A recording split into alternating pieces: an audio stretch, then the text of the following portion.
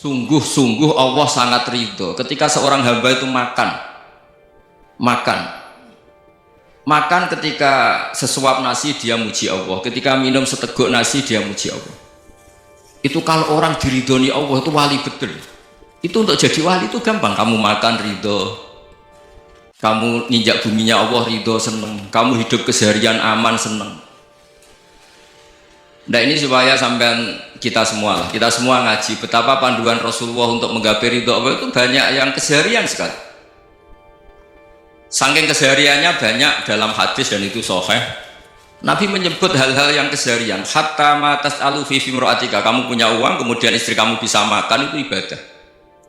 Bahkan sebagian ibadah itu dicontohkan Nabi yang akhirnya diprotes sahabat, yaitu wa fi buti ahadikum sedekah, kamu menggauli istri kamu itu ya sedekah. Sampai sahabat bilang yang benar ya Rasulullah, ayati ahaduna syahwatahu wa huwa lahu ajrun, masa urusan biologis urusan syahwat kemudian dia dapat pahala.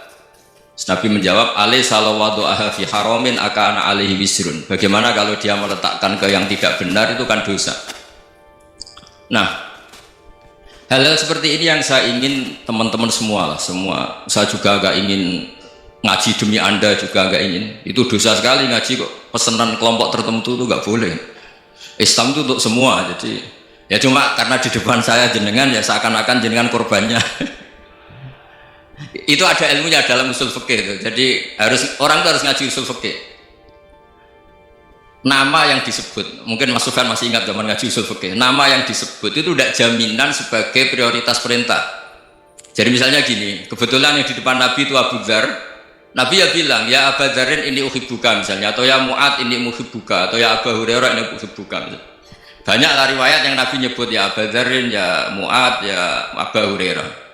Kemudian misalnya Nabi meneruskan khitab, ini uhibbuka, saya mencintai kamu, fakul dubur sholatin, atau sebagian riwayat disebut fala tada'an la dubura kulli sholatin Allahumma inni ala dzikrika wa syukrika wa husni ibadatik. Saya mencintai kamu, siapa saja, Mu'ad bisa, Abu Dzar bisa siapa. Saya mencintai kamu, mohon kalau habis sholat kamu jangan lupa wiridan Allahumma a'inni ala dzikrika wa syukrika wa husni ibadatik. Ya Allah, tolong kami permudah supaya mudah ingat Engkau. Anda tidak bisa mentang-mentang, wong nama saya Parmin, nama saya Purnomo, itu yang diperintahkan Mu'ad besar. Jadi yang disebut satu, tapi khitab itu untuk siapa saja. Saya teruskan. Jadi saya mohon semua kita melakukan kebaikan itu, kalau dalam kaidah fikih disebut al yakin la yuzalu bisyak. Banyak kebaikan yang kebenarannya itu 100%, tidak punya efek samping ke pihak lain, ke kelompok lain, ke komunitas lain. Itu tadi misalnya Anda makan dan itu murah sekali, hanya butuh satu piring, setiap punyaan kamu muji Allah, setiap minum kamu muji Allah. Itu redaksinya Rasulullah SAW disebut Allah sangat ridho ketika seorang hamba makan kemudian dia memuji Allah, atau minum kemudian dia muji Allah. Logikanya gampang, negara seperti ini yang kamu harapkan bentuknya kayak apa, mertua, ipar, komunitas, tetangga, itu nyata terjadi itu kan belum pasti. Sementara yang mesti terjadi adalah kamu butuh makan, kalau tidak mati, butuh minum, kalau tidak mati, butuh bumi yang nyaman ditempati, kalau tidak kita juga mati. Sebab itu Allah kalau menyebut nikmatnya itu hal-hal yang keseharian. Alladzi at'amahum min ju'. Allah itu siapa?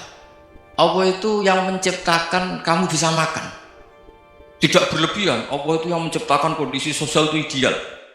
Zaman Nabi itu ya ada orang munafik, orang-orang pilihan Allah itu juga diuji orang sekelilingnya yang macam-macam. Semua diuji sesuai konteks zaman dan waktu. Nah, tapi ada ibadah-ibadah yang selalu disarankan Nabi. Sampai Nabi itu pernah ditanya, ayul islami khairun ya Rasulullah, Islam terbaik itu gimana? Jawaban Nabi itu unik, it'amut to'am, Islam terbaik itu ya makan-makan, jangan santai-santai. Ketika Allah menyebut beberapa kebaikan, falak tahamal aqobah, wa ma adrokan apa? Mal aqobah. Terusannya apa? Fakku rokobah. Terusannya apa? Au it'amun fi yaumin di masubah. Ya itu acara makan-makan itu juga Islam. Kenapa? Ya bayangkan kalau tidak ada makanan, kita mati kan? Kondisi sosial tidak ideal, Anda masih gak apa-apa. Tapi kalau Anda tidak makan, Anda tidak minum, Kamu punya istri cerewet masih bisa hidup, punya mertua cerewet masih bisa hidup. Tapi kalau tidak makan bisa mati. Berarti penting mana istri sama makan? Penting mana? Makan. Semoga istri Anda dengar, nanti kamu disuruh makan tapi pulang deh. Itu kalau dibahasakan makan masih memahami. Penting mana nasi satu piring dengan istri. Nggak ada nasi mati, nggak ada istri belum mati. Penting mana? Gak berani jawab kan? Nah, ternyata Anda ada garang kan di depan istri. Jadi saya mohonlah, mungkin Mas Sufyan Sauri tadi yang bisa bantulah teman-teman tuh ngaji yang keseharian saja. Karena kita nyari ridha Allah itu berdasar firman Allah, dan firman Allah itu menyebut keseharian tuh riang gampang. Yaitu tadi misalnya wa min ayatihi manamukum billaili wan nahar. Termasuk ayat-ayat Allah itu kamu tidur. Maka dulu itu ada guyonan, ada tokoh Mu'tazilah, kelompok dalam Islam yang berpikir manusia itu bisa menentukan ikhtiarnya sendiri. Karena saya bisa duduk, duduk, ingin berdiri, berdiri. Karena kelompok ini nggak terima kalau semua kehendak Allah, nanti bagaimana kalau semua kehendak Allah kok ada hisab ya, ada sanksi. Lucunya itu dia akhirnya ini cerita ya, mencintai seorang perempuan cantik sekali. Dan itu dia menjadi ahli sunnah itu oleh hal-hal yang sepele. Karena istrinya cantik, ya namanya suami istri hubungan intim. Terus ditanya, Mas masih ingin lagi? Masih. Silahkan diulang lagi. Wah ya tidak bisa. Katanya manusia bisa menentukan yang diinginkan. Itu tobat itu. Itu nggak bisa ditobatkan Mas Sufyan Ats-Tsauri. Orang cantik yang mudah nobatkan orang itu orang cantik. Segampang itu. Akhirnya kita tahu, makanya kalau dalam kitab Hikam itu disebut al-aqil mayakul madza yaf'alu wa hubi wal ghafil mayakul madza af'al. Orang yang punya akal karena sadar ini wilayah Allah, semua milik Tuhan, itu dia tiap hari berpikir besok Allah akan melakukan apa terhadap dunia ini. Kamu merencanakan sesuatu mau plesir ternyata gempa, mau wisata ke Rusia ternyata perang. Kamu tidak pernah tahu apa yang akan terjadi besok. Wa ma tadri nafsum madza taksibu ghadan. Tapi anda semua kita ini sering punya jadwal permanen. Makanya saya kalau diundang siapa saja bisa takdir. Yang jelas Gus ini acara penting. Ya masih acara penting nak pangeran ngersakno piye? Kok ape dadi pangeran? Kamu kok mau jadi Tuhan? Itu kadang ya kiai. Penting Gus acara ini jenengan harus memastikan bisa. Loh kamu itu yang ngajarin tauhid, sesuatu itu biadillah kok bilang-bilang apa pasti. Kalau saya terus tak tobatkan kamu kata saya. Ya kalau gitu Gus bilang insya Allah. Wah itu hati saya, fisik saya, roh saya sudah bilang insya Allah. Gak usah kamu latih kata saya. Nah hal-hal tauhid keseharian itu gampang sebetulnya. Wal ghafil yaqulu madza af'al. Tapi orang yang lupa Allah dia setiap hari bilang besok apa? Kita bisa melakukan apa? Seakan-akan dia itu aktor, dia penting, dia subjek permanen, dia. Padahal kita ini hanya objek kehendak Allah Subhanahu wa taala. Karena kita yakin sesuatu yang terjadi di alam raya ini kita tidak bisa apa-apa. Makanya saya sering ngaji, sering bilang saya, ketika Anda mensifati Allah, dia yang menghidupkan.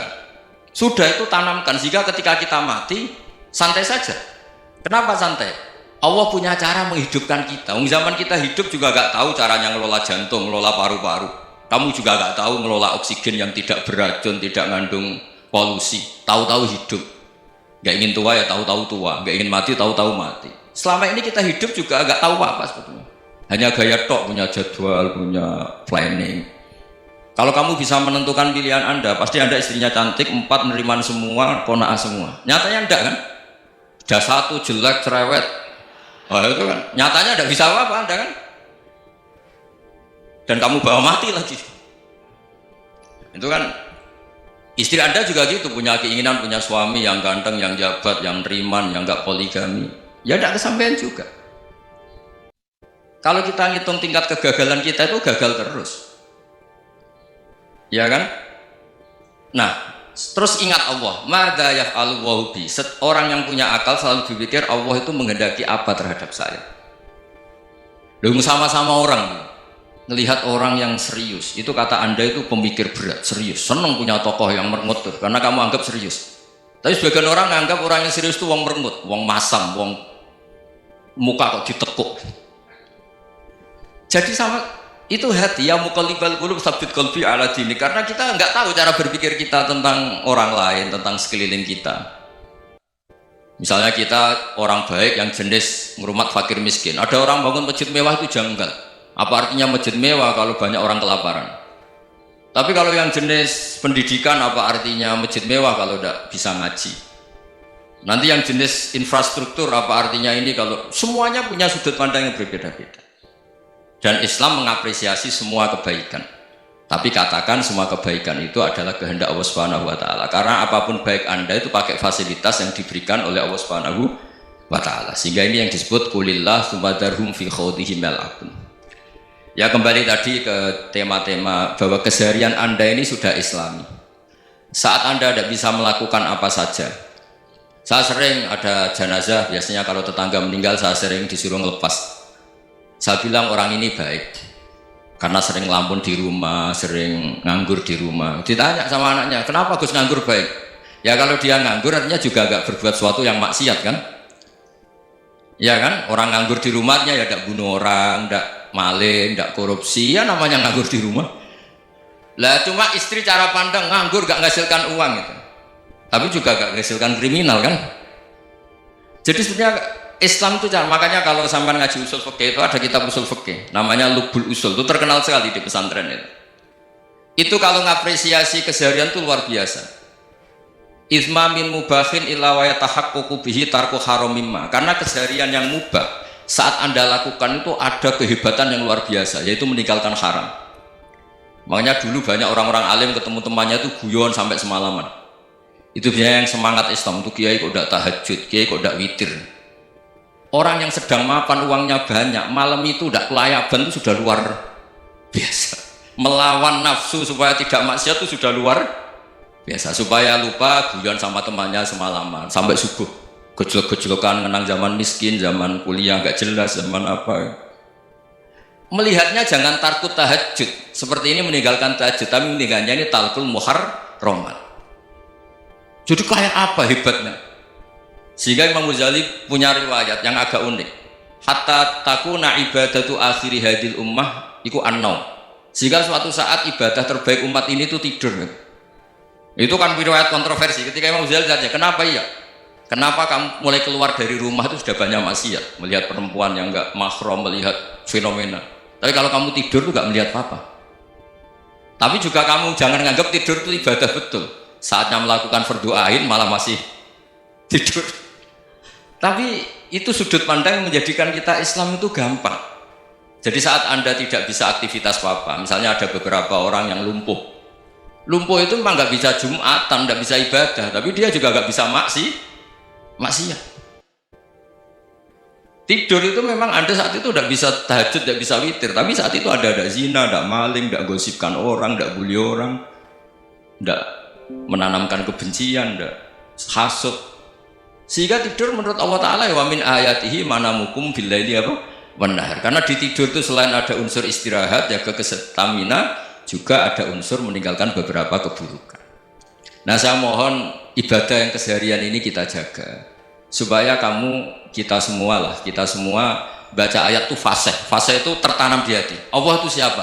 Alladzi at'amahum min ju'i wa amanahum min khauf. Dan Allah kalau cerita di Quran itu anna subabnal ma'a subba thumma syaqaqnal ardhan wa syaqqa fa ambatna fiha habba wa inaba wa qadba wa zaituna wa nakhla wa hada'iqa hulba. Kamu tahu saya ini siapa, kata Allah? Saya ini adalah Tuhan yang menurunkan air, kemudian ada tanaman banyak, habba wa inaba wa qadba, ada zaitun, ada tin, kalau orang Jawa mungkin ada tela, ada padi, ada mangga, ada pisang. Sudah. Wa inaba wa zaituna wa nakhla wa hada'iqa hulba, ada perkebunan yang lebat. Tujuannya apa? Mata Allahum, silahkan kamu pakai, kamu nikmati. Tapi karena kadang kita ini punya ide-ide besar. Tadi untuk syukur saja nunggu punya istri riman, rumah baik, tetangga baik, komunitas baik, semuanya baik baru syukur. Lama-lama nanti ada di surga, syukurnya nunggu surga paling kelas A. Itu sudah ada yang menghuni Rasulullah, kamu nggak boleh di situ. Masa untuk syukur saja? Repotnya Masya Allah. Jadi mohonlah Quran yang kalau Anda hafalkan juz sama itu kan ada ayat-ayat yang kayak tadi. Ya, fal yang dzuril insanu ila ta'ami. Coba lihat. Apa yang kamu makan ya? Dari mana? Dan untuk mempertahankan hidup kamu keseharian. Jadi jangan kira ibadah itu harus membentuk komunitas yang versi Anda. Ibadah itu harus hal yang mulu-mulu. Kesehariannya Anda alami. Loh, ini saya tidak bikin-bikin. Saya ngaji bukan karena berdasar pesanan. Itu ayat yang saya bacakan betul ada ayatnya kan. Fal yang dzuril insanu ila tu'ami anna sobba benal ma'a sobba thumma syaqaqnal ardo syaqqa fa ambasna fiha habba wa inaba wa qadba wa zaituna wa nakhla wa hadaiqa ghulba. Terusannya apa? Mata'al lakum, silakan kamu nikmati. Mata itu silakan kamu nikmati. Ya kayak sampai dikasih hidangan ya makan. Ya sudah makan, habis makan ya minum, habis itu ngantuk ya tidur. Ya sudah normal-normal saja. Kayak apa indahnya Islam. Tapi Anda mencari Islam yang gimana lagi?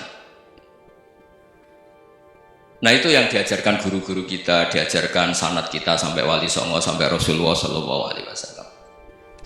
Bahwa pada akhirnya ada jihad, ada perang. Itu dulu memang perang, bukan membunuh, beda. Dulu kita dijajah Belanda ya perang, dan itu normal karena kita dijajah. Jadi ketika orang lain ingin baik sama kita, wa in ahadun minal musyrikin astajaruka ya fa'jirhu hatta yasma'a kalam Allah. Kalau mereka ingin baik ya kita baik. Makanya ada istilah musta'man, mu'ahad. Kalau mereka ingin damai, berdampingan dengan kemajmukan ya itu yang lebih baik. Karena memang Islam menghormati proses perdamaian. Wa in janahu lis-salmi ya fajnah lah. Kalau ingin damai ya kita harus